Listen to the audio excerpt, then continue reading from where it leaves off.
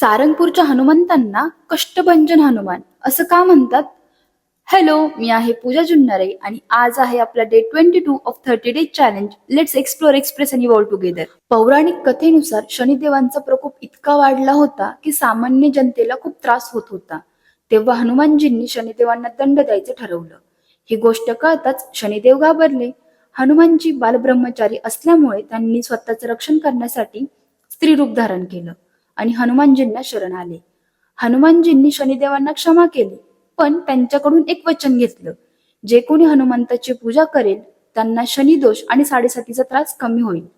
भक्तांच्या कष्टांचे निवारण केल्यामुळे या मंदिराला कष्टभंजन हनुमान मंदिर म्हणून ओळखलं जातं.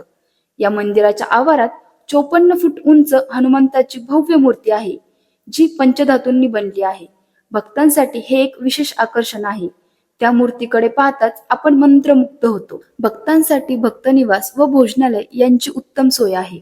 संध्याकाळी जेव्हा अंधार पडतो आणि मंदिराच्या आवारातल्या लाईट्स लागतात, तो नजारा इतका सुंदर वाटतो की शब्दात सांगूच शकत नाही. शांत वातावरण, थंड हवा, संध्याकाळची आरती यातून एक वेगळीच ऊर्जा जाणवते. यामुळे आपलं मन स्थिर होतं, खूप हलकं आणि शांत फील होतं.